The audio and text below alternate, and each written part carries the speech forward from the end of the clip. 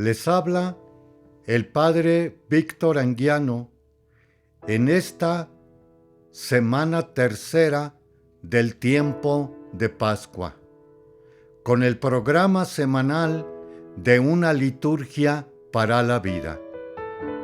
También a través de Radio Tepeyac, de aquí de San Cristóbal, como en YouTube con el mismo nombre, me pueden también escuchar y poderme dar también a través del correo, como también los mensajes de Radio Tepeyac nos puedan hacer llegar.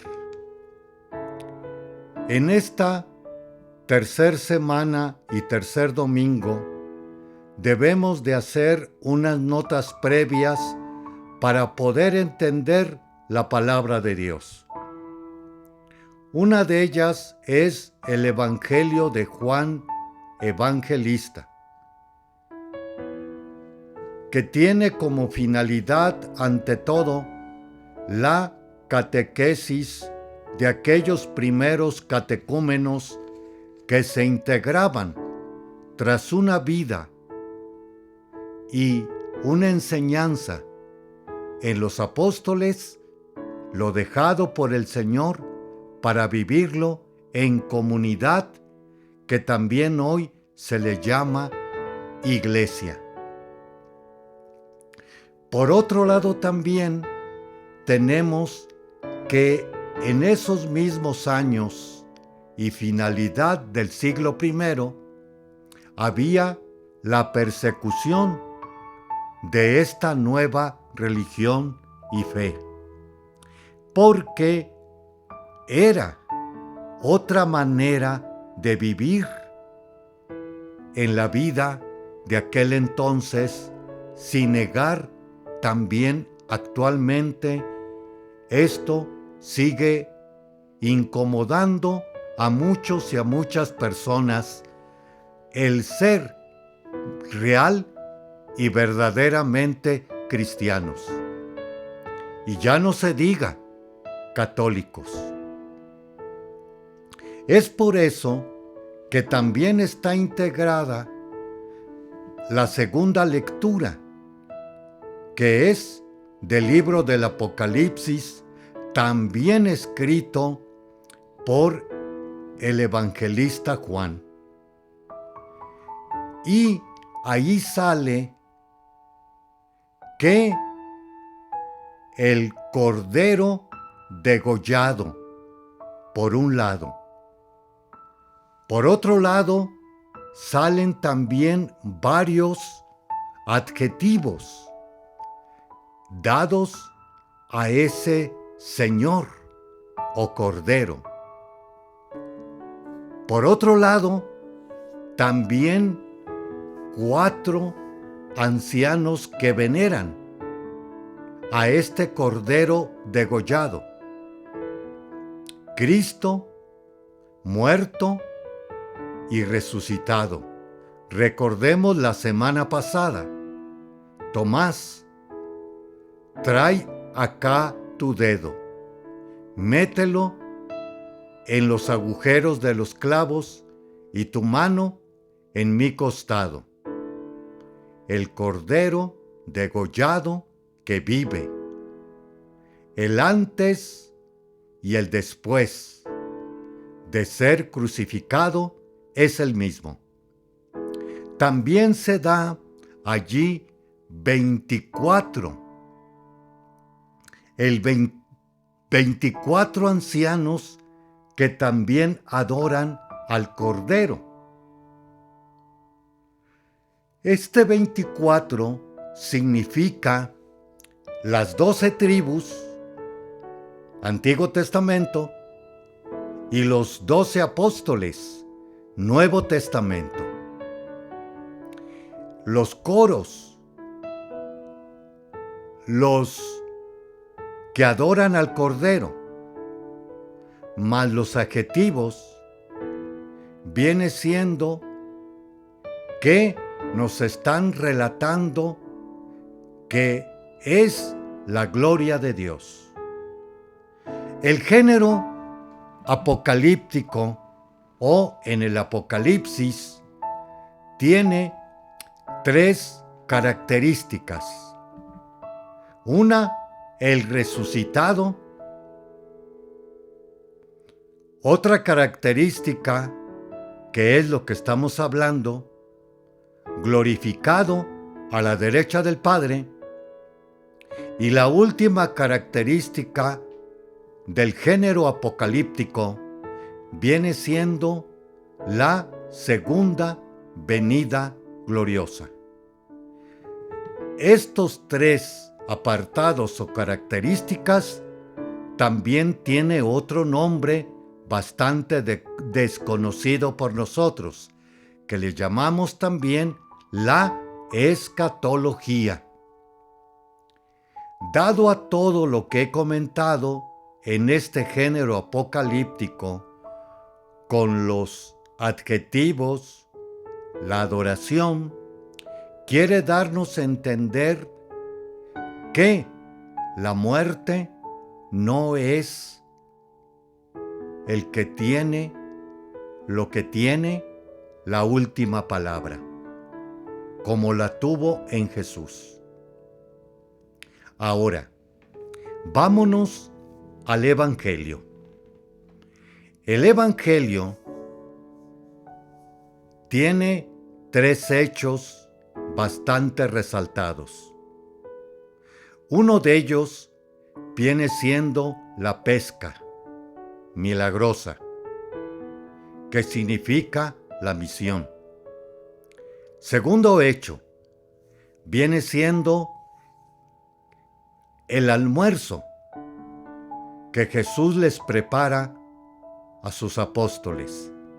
En este caso son 7 solamente.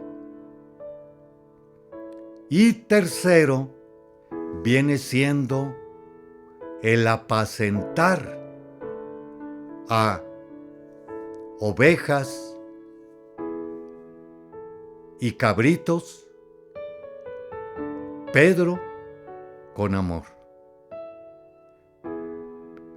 Pedro, ¿me amas? 3 insistencias, preguntas que hace el Señor, que precisamente quiere decirnos la importancia de esta decisión que llevará a cabo de hoy en adelante como jefe de todos los apóstoles. Recordando, Pedro primeramente en este evangelio dice: voy a pescar. Se juntan con él los demás. Vamos contigo. El guía de la barca. Hacemos un pequeño espacio y regresamos. Le esperamos.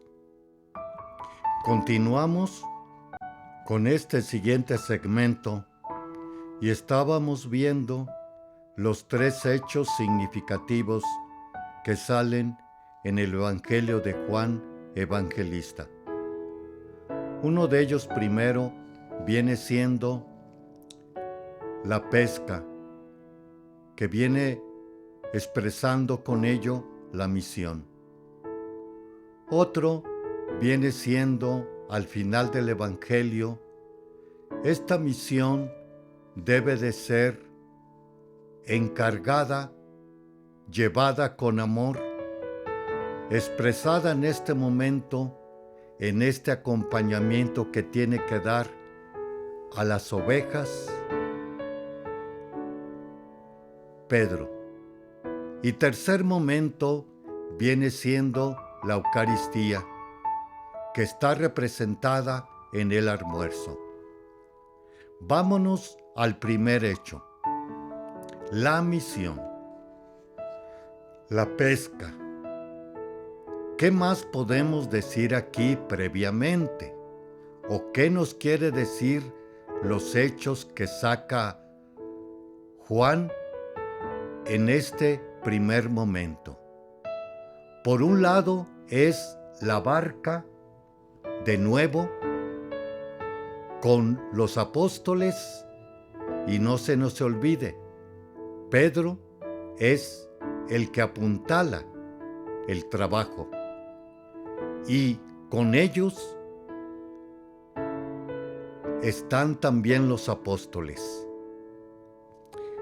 Otra de las cosas un tanto curiosas viene siendo el número 153, que son los pescados grandes. También esta pesca milagrosa es con la sugerencia que hace el Señor dónde deben de tirarla, la red. En razón de los 153, se cree aquellas ciudades un tanto representativas de aquel entonces, donde a futuro llegará la misión. Recuerden, también yo te haré pescadores de hombres, o pescador de hombres, con el mensaje del Señor. Este mensaje hay que hacerlo bastante claro. Lo que en sí viene en el Evangelio o los Evangelios, para poder aclarar ese camino al Padre, como también poder rectificar, diríamos en pocas palabras, denunciar lo que no es el camino al Padre. Este camino que va al Padre y que tiene la predicación e evangelización también, viene siendo el acompañamiento o el apacentar, como nos dice en un tercer momento o al final del Evangelio. Apacienta mis corderos, apacienta mis ovejas. Pero también el Señor le dice 3 veces, de nuevo, la importancia de este cargo, de esta misión, de este apacentar, de este acompañar, que va a ser con amor, con entrega. Esta entrega va a ser, como dirá el Señor en otro momento, nadie tiene más amor que el que da la vida por sus amigos. Apacentar las ovejas. Vámonos al tercer hecho, que viene siendo el almuerzo. Llegan con la barca y las redes, y ya el Señor Jesús tiene preparado para ellos un pan y un pescado, o unos panes y unos pescados. En otro también momento se dirá. Pero también invita, traigan otros de los que han pescado para completar esa comida. Los tomó y se los dio. Esta acción, tomar y dárselos, ¿a qué se nos parece? Toman o tomen y coman todos de él, tomen y beban todos de él. O también en Emaús, tomó el pan, lo partió, o también en la multiplicación de los panes, tomó el pan bendijo, se los dio a los discípulos para que lo repartieran. La Eucaristía. La Eucaristía viene siendo para nosotros, no se nos olvide, el pan de la palabra, enseñanza de los apóstoles y la fracción del pan. Tomen y coman, tomen y beban. Con esto, vayamos a la primera lectura. Que tenemos que enfrentarnos ante la vida en muchas de las situaciones adversas de nuestra conducta recta en la vida, en la verdad, en la unidad, en la fraternidad, en la vida, en la verdad, fraternidad, que a muchos y muchas no muy les va a ser de su completo agrado. Entonces tendremos la situación bastante represalia como la vemos en la primera lectura. Haremos otro espacio y regresamos. Continuamos con este siguiente segmento y en esta semana tenemos a el obispo y doctor de la Iglesia en los años 279 al 373, San Atanasio, llamado la columna de la Iglesia. Nació en Alejandría. Recibió una formación clásica y teológica. En el año 319 fue ordenado diácono. Pasó poco después como secretario de su obispo, que le acompaña al Concilio de Nicea en el 325. 3 años más fue nombrado obispo de Alejandría. Como obispo, está caracterizado por la lucha contra los errores de los arrianos, la defensa de la verdad, como lo hace de palabra y por escrito. La Iglesia romana le cuenta entre los 4 grandes padres de Oriente. Para reducirlo al silencio, se procuraron el favor del poder civil y corrompieron a la autoridad eclesiástica. Por 5 veces fue expulsado de su sede episcopal. Estuvo 17 años en el destierro. Convencido, como estaba, de que luchaba por la verdad, fue rehabilitado en la sede de Alejandría el 1 de febrero del 366. Pasó en paz el resto de sus días y parte de esta vida el 2 de mayo del 373. Es uno de los 4 doctores de la Iglesia Oriental, reconocido también por Roma.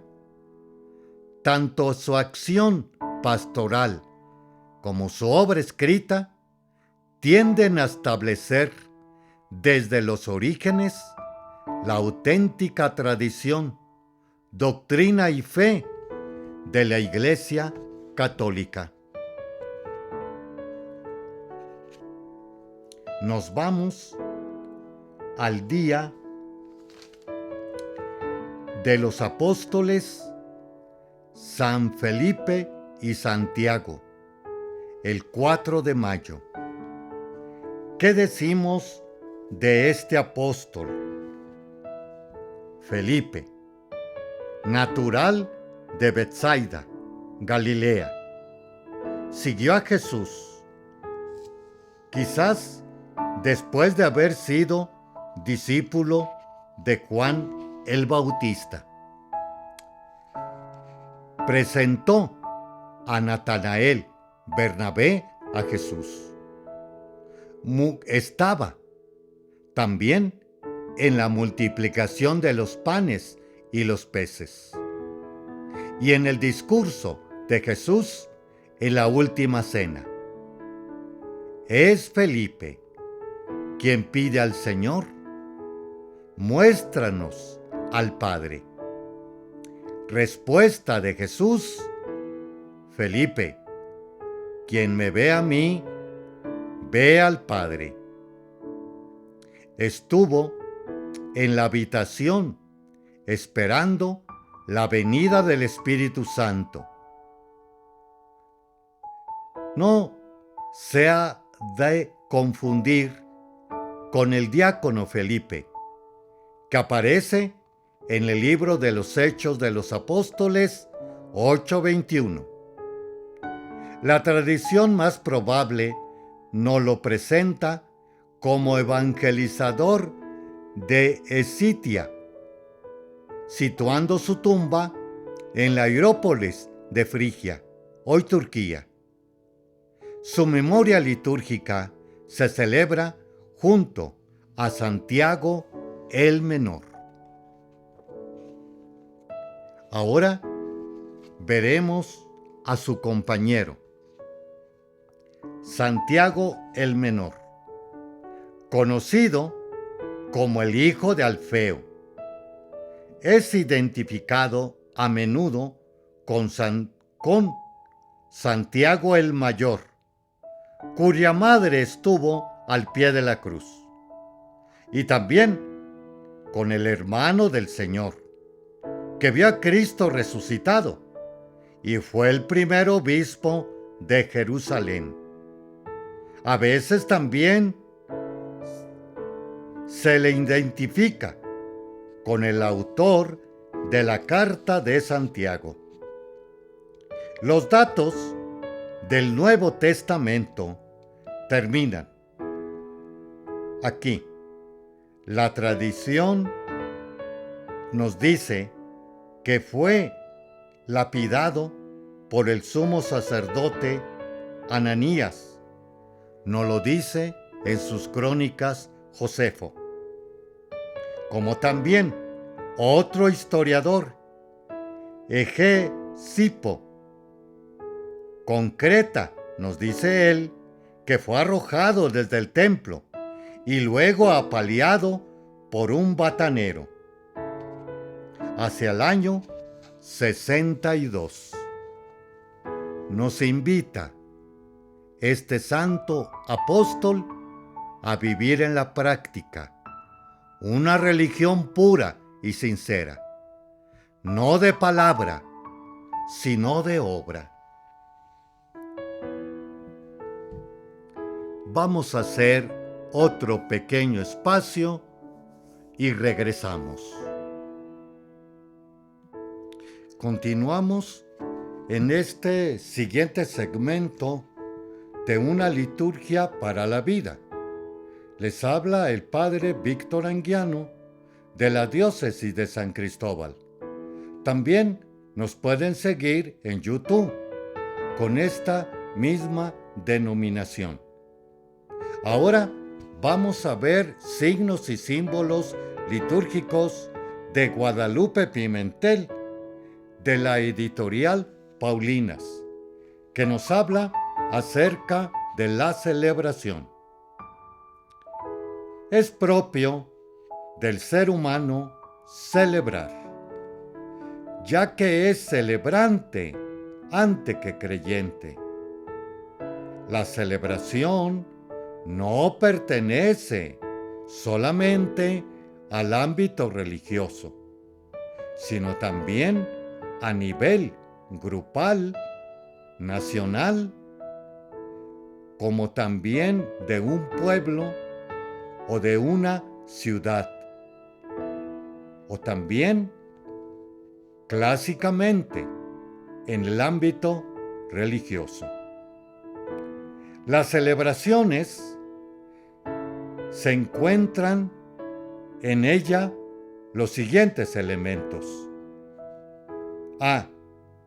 Un grupo que celebra. B.